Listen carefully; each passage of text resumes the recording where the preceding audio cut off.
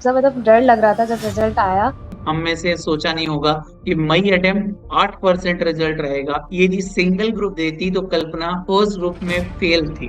कैसे आप जूनियर्स को गाइड करोगे? उनको अप्रोच करने चाहिए बोथ ग्रुप के लिए। फिर फर्स्ट अटेम्प्ट में जो गलतियाँ की उससे मैंने ये सीखा कि एक पैटर्न भी समझ में आता था कि एग्जाम में किस फ्लो में आंसर राइटिंग स्टार्ट कर देना है। एक ऐसा अटेम्प्ट मित्रों जहां पे इंस्टीट्यूट ने केवल और केवल 8% बोथ ग्रुप का रिजल्ट दिया और उसमें कल्पना ने बाजी मारी। उस 8% में आना ना एक मुश्किल नहीं नामुमकिन वाला शब्द रहता है, बट उसको कल्पना ने कर दिखाया। कल्पना, क्या फीलिंग है इस बोथ ग्रुप 8% में जब हम इंक्लूड हुए, तो कैसी इस टाइम पे फीलिंग है? सर बहुत ही पहले तो एकदम अजीब सा मतलब डर लग रहा था जब रिजल्ट आया कि हाँ सच में हो गया, बिलीव नहीं हुआ। फिर जब कॉल्स वगैरह आने लगे कि हाँ सब कॉन्ग्रेचुलेशन बोल रहे हैं, मैसेजेस आ रहे हैं, तब हाँ बिलीव हुआ कि चलो हो ही गया। विश्वास नहीं हो रहा था मार्कशीट देखने के बाद कि हो गया है? अ, नहीं मतलब पहले चेक ही नहीं किया। मैंने अपने भाई को बोल दिया था कि चेक करना हाँ। तुम, मतलब सबमिट में क्लिक मैं कर ही नहीं पा रही हूँ। उसने किया, उसने देखा हो गया, बोला सच में। हाँ फिर मैं देखी, अच्छा वो तो सक्सेसफुल सक्सेसफुल। हाँ फिर थोड़ा रिजल्ट फिर बिलीव हुआ, चलो। आपने अपना रिजल्ट खुद चेक? नहीं सर, मैंने अपने भाई को ही बोल दिया था कि देख ले। तो ग्रेट मतलब यार, ग्रेट। एक्चुअली फाउंडेशन से ही वही मेरा चेक करता है रिजल्ट, और जब हो जाता है तो वो कॉल कर देता है, और कॉल नहीं आता इसका मतलब नहीं हुआ। तो वही था। ये वाला बिलीव चाहिए यार मित्रों। आप भी यदि ऐसा आपके साथ हुआ है तो आप मेरे को बताना कि आपने अपना रिजल्ट ना चेक किया हो, क्योंकि बड़ा मुश्किल रहता है उस टाइम पे पेशेंस बना के रखना। कल्पना, स्टार्टिंग से स्टार्ट करते हैं। आपने फाउंडेशन कब दिया था? तो फाउंडेशन जैन 25 में दिया था। फाउंडेशन दिया आपने Jan 25 में, and that was your first attempt? Yes sir. Okay. So it means आपका जो इंटर का अटेम्प्ट आया होगा वो January 26 रहा होगा। हाँ सर, हाँ। ओके। सो January 26 में क्या हुआ था कल? सो एक्चुअली वो उस टाइम फर्स्ट अटेम्प्ट में घर पे शादी भी थी, बट हम्म। उससे थोड़ा distract. Preparation was going good, preparation अच्छी चल रही थी। फिर भी ऐसा मतलब लग रहा था कि प्रिपरेशन ग्रुप टू दे दूं खाली, ऐसा था उस टाइम। बट नहीं, मैं सोचा कि हम्म। फर्स्ट अटेम्प्ट एक बार बोथ ग्रुप देते हैं, क्योंकि सब हम्म। बोलते हैं वो सेट ऑफ वगैरह जो रहता है, तो ठीक है। बट वैसा नहीं था, प्रिपरेशन आधी अधूरी भी थी, बट मैं सोची एक बार देती हूँ। हम्म। तो फिर दिया था बोथ ग्रुप। मेरा एग्रीगेट में मतलब सब सब्जेक्ट में पासिंग मार्क्स आ गए। एग्रीगेट में बोथ ग्रुप में 141 141, बोथ ग्रुप में 9 मार्क्स से रह गया। तो वो ग्रुप और में फिर जो है 9 मार्क्स से रह गया। और फिर एंड उस एग्जामेशन टाइम वगैरह पे भी नहीं। कल्पना, हाँ, क्या हाँ, थॉट थे उस टाइम पे? उस टाइम तो एकदम मतलब ऐसा था कि ऐसे लग रहा था कि इतना तो ऐसे नंबर जब इतना ही आ गया तो थोड़ा सा और रह जा, और इतना क्यों रह गया, मतलब सिर्फ इतने से नंबर से रह गया। मुझे लगा नहीं होगा तो ठीक है, पूरे नंबर से रह जाऊंगी या कोई सब्जेक्ट में हम्म। पास नहीं मार्क नहीं कर पाऊंगी, क्योंकि टैक्स उस टाइम बहुत पेपर हार्ड आ गया था, डिफिकल्ट था। राइट। तो पर जब इतने से नंबर से रह गई तो बहुत डिसअपॉइंट हो गई थी। फिर अब सोचा कि नहीं, अब तो करना ही है, अब बोथ ग्रुप भी साथ में देना है। उस टाइम सब बोल रहे थे कि एक ही करके दे दो, नहीं हो पाएगा। बट मैं सोची कि नहीं, जब पढ़ा है और जब इतने से रह गई हूँ तो अब तो हो ही जाएगा, तो फिर बोथ ग्रुप दिया। तब कल्पना जो है वो जिद में आ गई कि नहीं, अभी जो मई जो है हमें बोथ ग्रुप जो है निकालना है। शायद हम किसी ने हम में से सोचा नहीं होगा कि मई अटेम्प्ट 8% रिजल्ट रहेगा। सीए फाइनल बोथ ग्रुप से कम पासिंग परसेंटेज रहे। कल्पना, वो फीलिंग क्या थी जब आपने जो है वो सुना, आपके भाई ने बताया कि 8% रिजल्ट में आपका भी नाम है? मतलब सर मैं तो उससे ही पूछ रही थी, 2 3 बार क्रॉस चेक करी, सच में देख लो रोल नंबर वगैरह से। हाँ तो तुम्हारा ही है रिजल्ट, तो हो गया। फिर मैं चलो, फिर सबको बताया, मम्मी पापा सब खुश, एकदम सब एकदम अनबिलीव हो गए, मतलब कि वाह बहुत अच्छा ही था, सब खुश हो गए। फिर कॉल्स वगैरह आए कि चलो हो ही गया, तब फिर वही। वैसे मित्रों मैं बता दूं, कल्पना जो है इसका बखूबी एग्जाम्पल है। कल्पना के ग्रुप 1 में आए हैं 148 मार्क्स। यानी यदि सिंगल ग्रुप देती तो कल्पना फर्स्ट ग्रुप में फेल थी, क्योंकि 50 56 42 इन टैक्सेशन। टैक्सेशन का पेपर बहुत टफ। यदि आप भी टैक्सेशन के कारण फेल हुए हो, या टैक्सेशन में कितने मार्क्स आए, मेरे को जरूर आप कमेंट में बताना। लेकिन कल्पना ने जो है वो ग्रुप 2 में कॉस्टिंग जैसे सब्जेक्ट में 73 स्कोर कर दिया। ऑडिट में 49, और अगेन जो है एफएमएसएम में 42। इस तरीके से कल्पना के ग्रुप टू में हो गए 164, और ये कंपनसेट होके 312 का स्कोर कल्पना ने किया, और बोथ ग्रुप में पासिंग जो है वो मार्क्स जो है ला लिए 300+। और आज कल्पना जो है 8% के उस कम्युनिटी में शामिल हो गई जो सीए फाइनलिस्ट है। कल्पना, इस जर्नी में एक आपने फेलियर देखा है, एक आप बखूबी सक्सेस देखा है, सेट ऑफ का बहुत अच्छा एग्जाम्पल है। आपकी क्या लर्निंग रही, कैसे आप जूनियर्स को गाइड करोगे, उनको अप्रोच करने चाहिए बोथ ग्रुप के लिए? मैंने फर्स्ट अटेम्प्ट में जो गलतियाँ की उससे मैंने ये सीखा कि मैं पढ़ती थी मतलब सारे सब्जेक्ट्स को एक इक्वल वेटेज देख के, मतलब ऐसा था कि कोई फेवरेट सब्जेक्ट है, सपोज़ मेरा कॉस्ट था फेवरेट पहले से, उसमें बहुत ज़्यादा ध्यान नहीं दिया। अगर दिया होता शायद मुझे ऐसा लगा उस टाइम ही हो जाता, क्योंकि मैं आपको मार्कशीट भी भेजूँगी उसका, उसमें आपने देखना सब सब्जेक्ट में पासिंग मार्क्स और 52 था टैक्स में उस टाइम, इस बार 42 है जबकि।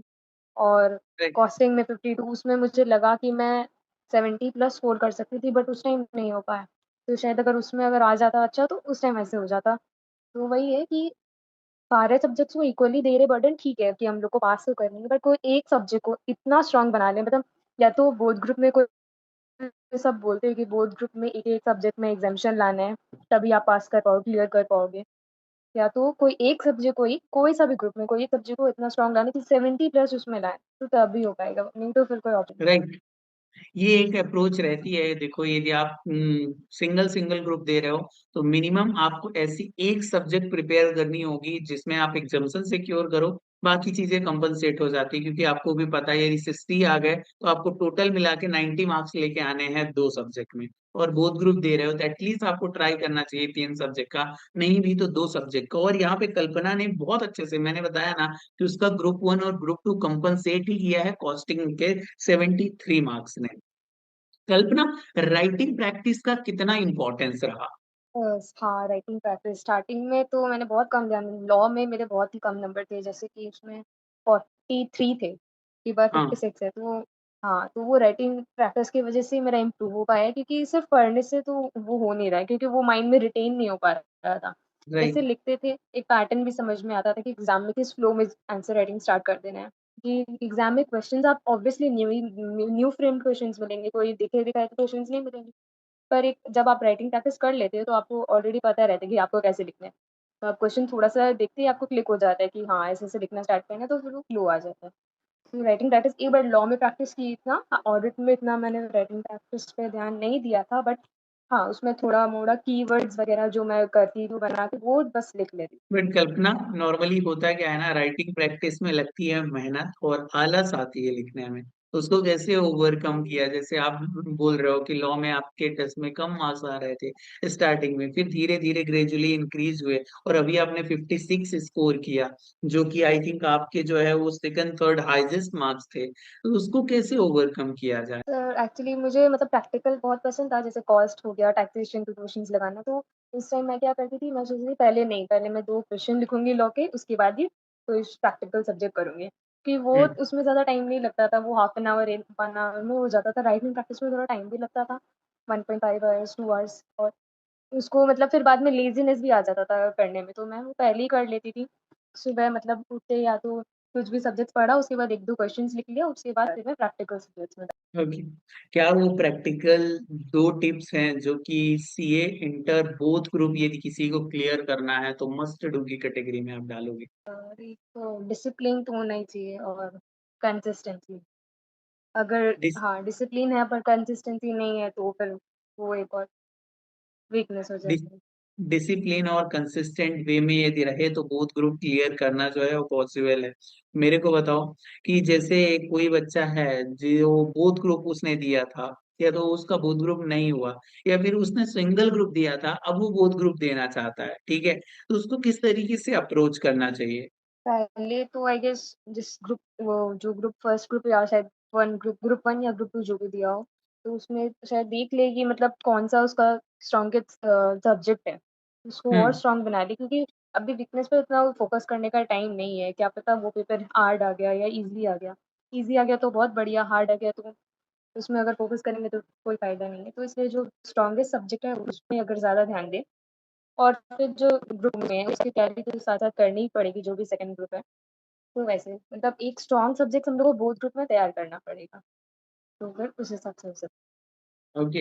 लास्ट एनी मैसेज जो कि बच्चे इस बार फेल हुए हैं, आपको भी जनवरी में अटेम्प्ट लगा था, उनको क्या आप लास्ट मैसेज देना चाहोगे? जब मतलब ये मैसेज ये है कि हाँ, जब एक बार नहीं होता है रिज़ल्ट, एक बार लगता है कि बाकियों का हो गया, मेरा नहीं हुआ, क्या मेहनत कम की थी? बट नहीं, मेहनत हमने भी उतनी ही की है, उतनी ही की थी और बस ये है कि भगवान कभी-कभी रोक देते हैं रिज़ल्ट क्योंकि हो सकता है कुछ और बेटर जैसे अभी मेरा रिज़ल्ट रहा तो उस बीच में इतना चीज़ सीखने को मिला।